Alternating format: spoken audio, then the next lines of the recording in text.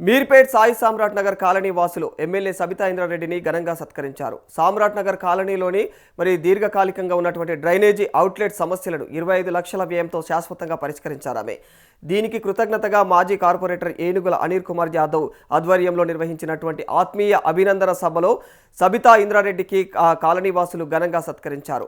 సభలో ఎమ్మెల్యేకు శాలువా కప్పి మెమెంటో అందజేసి కృతజ్ఞతలు తెలిపారు. తన దృష్టికి వచ్చినటువంటి ప్రజా సమస్యలను ఒక్కొక్కటిగా పరిష్కరిస్తూ ముందుకు సాగుతూ ఉన్నామని చెప్పేసి తెలిపారు. ప్రజల సమస్యల పరిష్కారానికి కట్టుబడి పనిచేసేటువంటి నాయకులకు ప్రజలు ఆదరణ, అవకాశం కల్పించాలని ఆమె సూచించారు.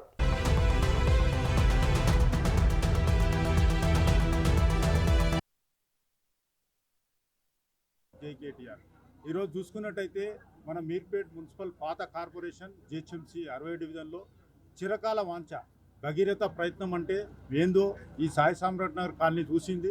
10 సంవత్సరాల నుంచి ఒక అవుట్లెట్ లేకుండా మొత్తం చెరువులాగా తలపించినప్పుడు అమ్మగారు వచ్చి అక్కడ సబితా ఇంద్రారెడ్డి మేడం గారు వచ్చి చూసి వాళ్ళ బాధలను అందరినీ చూసి ఇది చేయాలని చెప్పి ఆలోచనతో గత గవర్నమెంట్లోనే ఒక 50 లక్షల రూపాయలు పెట్టి శిలాఫలకం కూడా ఏం జరిగింది. కానీ అనివార్య కారణం వల్ల అది రద్దు కావడం, ఆ నిధులు వెనక్కిపోవడం, మరి ఒక్కమూని వాన్లాగా మరి ఈరోజు జిహెచ్ఎంసీలో మరి జోనల్ కమిషనర్ గారికి లెటర్ రాసి ప్రత్యేక చొరవతోటి ఈ యొక్క సమస్యను తీర్చడం, 2 ఫీట్ల డయాతోటి ఈరోజు అవుట్లెట్ అనేది వెళ్ళడం అనేది సాయి సామ్రాట్ నగర్ కాలనీ మరి ప్రతి ఒక్క కాలనీ వాసుల కన్నుల్లో పండుగలాగా మనం ఈరోజు చూస్తూ ఉన్నాం. దీని అన్నిటికీ కారణం మరి సబితా ఇంద్రారెడ్డి మేడం గారు. మరి అమ్మగారికి మరి మేము రుణపడి ఉంటామని చెప్పి మా కాలనీ తరఫున, వార్డు తరఫున రుణపడి ఉంటామని ఈ సందర్భంగా తెలియజేస్తూ ఒకే ఒక మాట, తెలంగాణలో ఈరోజు చూసుకున్నట్టు ఇక్కడ చూసుకున్నట్టు కూడా కొందరు శానిటేషన్ వర్క్స్ లేవు, వాటర్ సరిగ్గా వస్తలేదు, చాలా పరిస్థితులు ఘోరంగా ఉన్నాయి. అసలు ఏమైపోయినా మనం ఎక్కడ పోయినామనే ఆలోచనలో పడిపోతున్నాం. కనీసం అమ్మగారు ఇక్కడ ఎమ్మెల్యేగా ఉండన్న కనీసం మనం చూస్తున్నారు. చాలా రాష్ట్రం మొత్తం అల్లకొల్లంగా ఉంది. ఈరోజు చూసుకుంటే రాబోయే కాలంలో కేసీఆర్ గారు వస్తారు, అమ్మగారు డిప్యూటీ మేయర్ గారు కూడా వస్తారని చెప్పి సందర్భంగా తెలియజేస్తూ మరొకసారి అందరికీ కూడా మరి ఇక్కడికి ఇచ్చేసిన ప్రతి ఒక్కరికి, పాత్రికేయులు, మీడియా వారికి అందరికీ ధన్యవాదాలు తెలియజేస్తాం. అమ్మగారికి ప్రత్యేకమైన మరి మీ యొక్క దండాలు, అందరికీ కృతజ్ఞతలు తెలియజేస్తామని, అమ్మగారికి రుణపడి ఉంటామని చెప్పి తెలియజేస్తాం. నమస్కారం. ఈరోజు జిల్లెలగూడలో సాయి సామ్రాట్ నగర్ సంబంధించిన కాలనీ వాసులందరూ వాళ్ళ కాలనీలో చిన్న పని అయినందుకు పెద్ద అభిమానం చూపించారు. వాళ్ళకు ముందు వాళ్ళ అధ్యక్షుడు మధుతో పాటు అక్కడ ఇప్పటివరకు ఎక్స్ కార్పొరేటర్గా ఉన్న అనిల్ గారికి, వాళ్ళ టీం అందరికీ ప్రత్యేకంగా ధన్యవాదాలు. చాలా రోజుల నుండి అవుట్లెట్లకు ఇబ్బంది పడుతున్న సాయి సామ్రాట్ నగర్ కాలనీ వాసుల వాళ్ళ సమస్య తీరినందుకు వాళ్ళు ఇక్కడికి వచ్చి అభినందించడం జరిగింది. వాళ్ళకి ధన్యవాదాలు. అట్లాగే కార్పొరేషన్ మొత్తంలో కూడా చాలా కాలనీస్లలో ఇప్పటివరకు వర్కులు అయినా కూడా ఇంకా చాలా చేయాల్సినవి ఉన్నాయి. అవన్నీ కూడా ప్రతి వర్క్ కూడా ఇప్పటివరకు జిహెచ్ఎంసీ ప్రపోజల్ పెట్టడం జరిగింది. వీళ్ళని తొందరలో వాటిని పూర్తి చేసే ప్రయత్నం చేస్తాం. కానీ అన్నిటికన్నా ముఖ్యంగా మిథులా నగర్ లాంటి ఏరియాలలో, లో లేయర్ ఏరియాలలో పైకి వెళ్ళి వాటర్ అంతా వచ్చి మిథులా నగర్ లాంటి ఏరియాలో ఇబ్బంది అవుతూ ఉంది.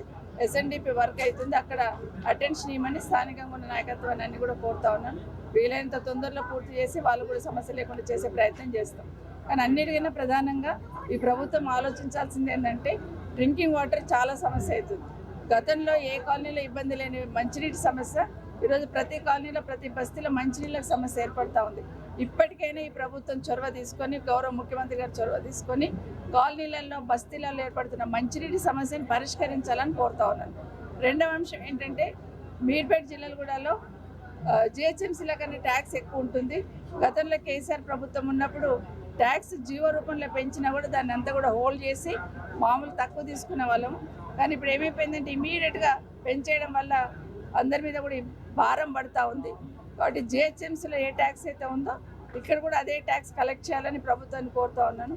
మూడవ అంశం ఏంటంటే, జిహెచ్ఎంసీలో వైట్ రేషన్ కార్డు ఉన్న వాళ్ళందరికీ కూడా 20 లీటర్స్ వాటర్ ఇస్తున్నారు, డ్రింకింగ్ వాటర్ ఉచితంగా. ఇక్కడ కూడా అదే 20,000 లీటర్ల డ్రింకింగ్ వాటర్ ప్రతి నెల ఉచితంగా ఇవ్వాలని ప్రభుత్వాన్ని డిమాండ్ చేస్తూ ఉన్నాను. నాలుగవ అంశం ఏంటంటే, చక్కగా చెరువులన్నీ కూడా బ్యూటిఫికేషన్ చేసి మంచి వాకింగ్ ట్రాక్తో ఉంటే వాటన్నింటి కూడా వాటి నిర్వహణ గాలికి వదిలేస్తారు. దానివల్ల ఏమైపోతుందంటే పోకిరీలకు అడ్డగా మారుతూ ఉంది. దయచేసి జిహెచ్ఎంసీకి సంబంధించిన అధికారులు ప్రత్యేకమైన శ్రద్ధ తీసుకొని గతంలో ఉన్న వాకింగ్ ట్రాక్ ఉన్న ఈ చెరువులన్నీ కూడా మెయింటెనెన్స్ చేయాలని, ఉదయమే వాకింగ్కి వస్తున్న వాళ్ళకి ఇబ్బంది లేకుండా చూడాలని ప్రభుత్వాన్ని డిమాండ్ చేస్తాం.